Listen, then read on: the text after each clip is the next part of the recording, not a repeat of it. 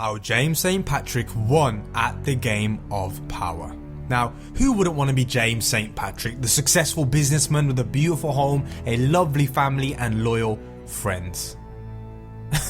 Yeah, right, like that's his fucking life. Now, I'm sure it's every guy's dream to be Ghost, an underworld drug boss with a crew slinging dope around New York City, walking around with a gun under your £5,000 suit. It's every teenage boy's dream. Now, the whole character of James St. Patrick, aka Ghost, is a rabbit hole. There's so much we can talk about this character: his ambition, his drive, his love affairs, how he looks like an absolute psychopath when he's having sex. We can talk about a lot of things, but this is an entrepreneurship channel. I'm sure us fellas could learn a few things about Ghost's dick game in the bedroom, but in the real world, it's not going to benefit us that much. But what will help us a lot, especially in the boardroom, is if we break down how I feel like how he won the game of power. Because this is what business is all about. It's about obtaining power and holding on to it. It's about protecting yourself from your enemies and your competition, being able to analyze situations and look at the deeper meaning of situations to come to a justified conclusion and then act on it. Now, regardless of what people say, one of the most entrepreneurial activities someone can do is drug dealing. Now, yes, I know it's illegal and I don't condone that, but this gives us a premise to base off our entrepreneurial points that we're going to make today about Ghost. Now, before we dive into it, let me just mention, this show is fiction. It's obviously scripted and planned with the goal of providing the highest level of entertainment to the viewer, so everything that is mentioned, just take it with a pinch of salt. Now, I'm going to refer to a few books as reference. Now, these books are written by one of my favourite authors, Robert Greene. Now, Robert Greene should be in every entrepreneur's bookcase because he is genuinely one of the greatest writers, in my opinion, to have ever lived. His books are timeless classics, and I can tell you they will be around for a very long time. He is the author of the 48 Laws of Power, the best-selling book that many people treat as some sort of biblical reference when it comes to obtaining or protecting themselves when it comes to power. He has also written books on similar topics such as war, seduction and mastery. His most recent book was called The Laws of Human Nature, where he deep dives into the world of human nature and teaches us how we as humans can utilize our human nature in the best way possible. He's definitely a legendary author and writer, and his work has attracted the eyes of millions, including a person called 50 Cent. Yes, the rapper 50 Cent, which led to a collaboration on a book titled The 50th Law, covering topics on fear and being streetwise in the corporate world. Now, this book was published in 2009, and I can tell you right now that the show Power itself is heavily, if not entirely, based on Robert Greene's workings and his books. The concepts of power, seduction and war are very core central components to the show, and I'm sure the whole inception for the idea for the show in 50 Cent's mind came from when 50 found Robert Greene's workings and decided to work on a collaboration. So as an entrepreneur, if you're gonna take one thing from this video, go and read Robert Greene's work. I can assure you, you will find it powerful to say the least. Now, I can literally rip every law apart and apply it to every character on the show of Power. And I might do that, I might create a whole series breaking down laws of power with the show Power, but it will take a while. And if you are interested in that, let me know in the comment box. But one thing I will say, that will take a while. So in this video, what I'm going to be covering is just a few laws of war, power and human nature about James St. Patrick. And this leads us to the first law that I'm going to cover about him, and that is the law of irrationality, the art of mastering your emotions. You like to imagine yourself in control of your fate, consciously planning the course of your life as best as you can, for you are largely unaware of how deeply your emotions dominate you. They make you veer towards ideas that soothe your ego. They make you look for evidence that confirms what you already want to believe. They make you see what you want to see depending on your mood, and this disconnect from reality is the source of bad decisions and negative patterns that haunt your life. Rationality is the ability to counteract these emotional effects, to think instead of react, to open your mind to what really is happening as opposed to what you are feeling. Now, it doesn't come naturally, but it is a power we must cultivate. But in doing so, we are realizing our greatest potential. Now, even though he has flipped off the rails on certain occasions and he has gone off the rails in times of hardship, besides all that, Ghost is rational. Now, the definition of being rational is based on or in accordance with reason or logic. In this scenario, what I'm talking about is the ability to take your emotions out of a situation and analyze it logically. Now, one thing that we can say about Ghost is he is very calculated. Unlike Tommy, his partner, who's an emotional fucking roller coaster and is always wearing his heart on his sleeve, Ghost is a lot more thoughtful when it comes to the creation and execution of plans. There have been instances where he will rather wait to gather more data and information than act out of emotion before making a decision.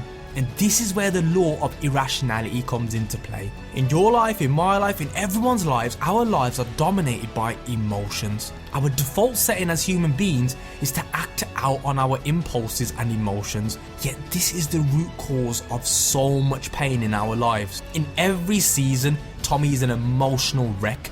He can be cool when he wants to be, but mainly all the time he's either angry or he's crying or he's upset or he's just being an evil motherfucker.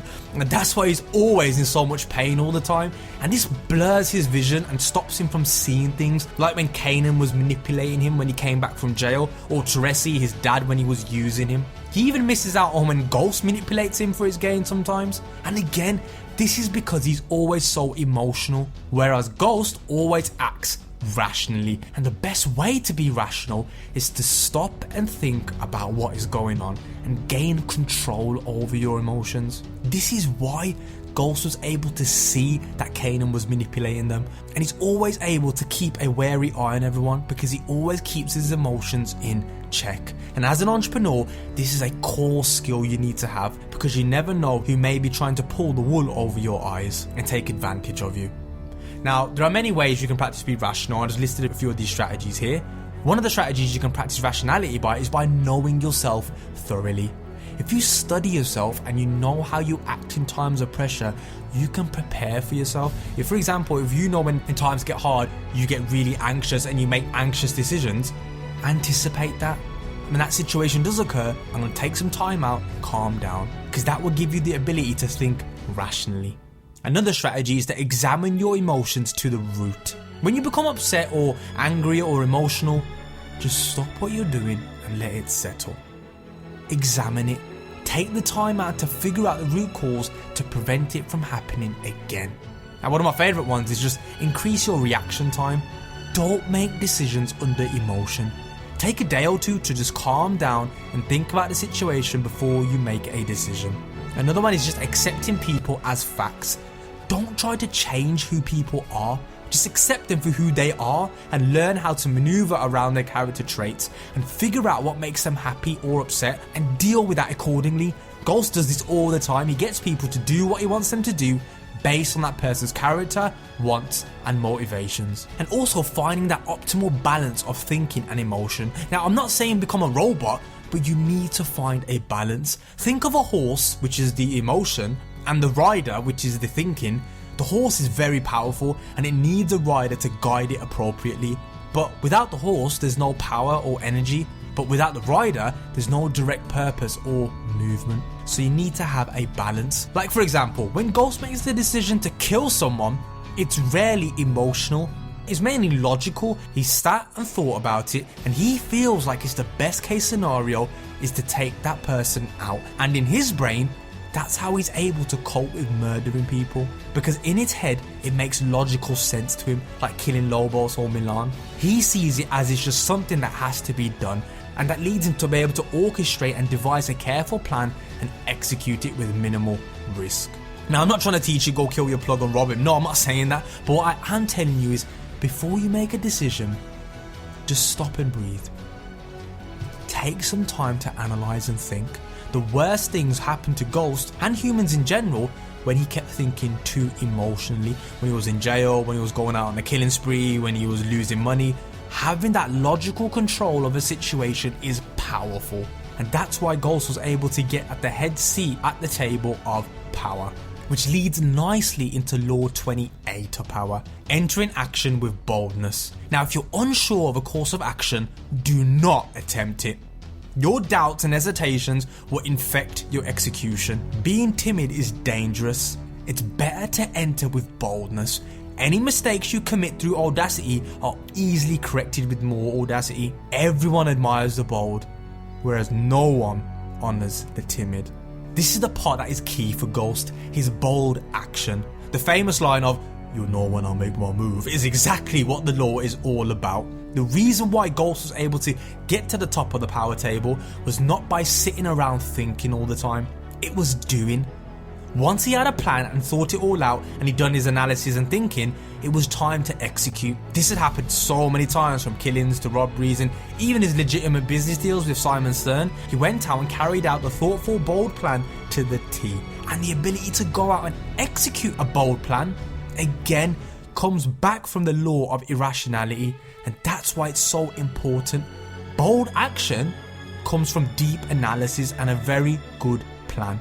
Now, for example, imagine in World War II on D-Day, where the Allies stormed the beaches of Normandy. Do you think the Allies won the battle from just telling the soldiers, "Go and act boldly and do your country proud"? No, it took nearly a whole year of planning for it, but again, they needed to align that bold action with a deep, solid plan. That's what allowed the Allies to win the battle that day. So if you are going to do something, commit yourself 110% or don't bother at all. Which leads us into the 8th strategy of war. Pick your battles carefully. Now, we all have limitations. Our energies and skill will only be able to take us so far. You must know your limits and pick your battles carefully. Consider the hidden costs of war, the time lost, the political goodwill squandered, an embedded enemy on revenge. Sometimes it's better to just wait, to undermine your enemies covertly rather than hitting them straight on.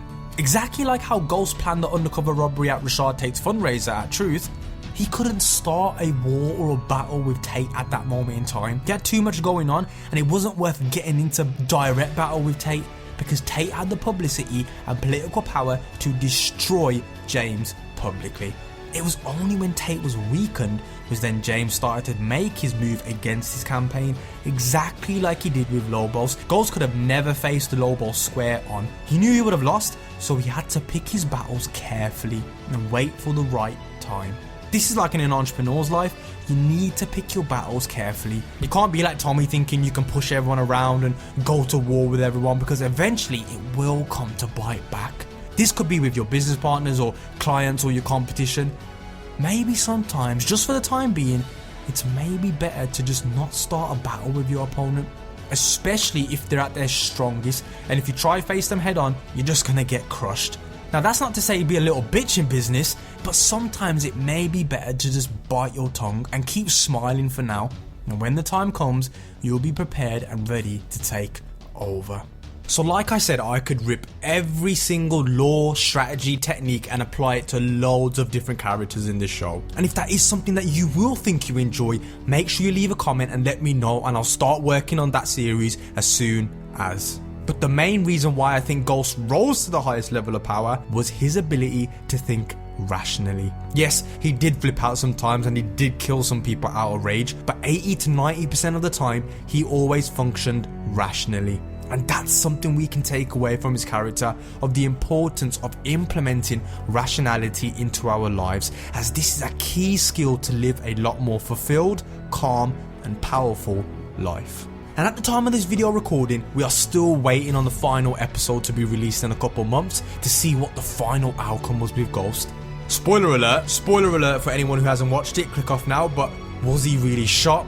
Is he dead? And if that is the case, did he really win the game of power?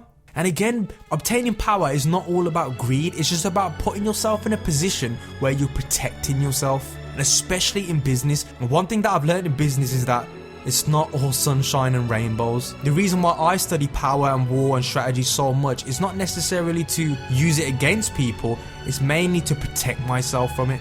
Let me know your thoughts and ideas. I'm guessing we'll just have to wait and see, and when we do find out the outcome, you can expect me to be ready right here with my whiteboard and pen in hand doing a part 2 again. So if you do want to see more of these power character breakdowns, let me know in the comment box. And if this is your first time visiting the channel, welcome to the channel, and to all our loyal subscribers, we are glad you are here.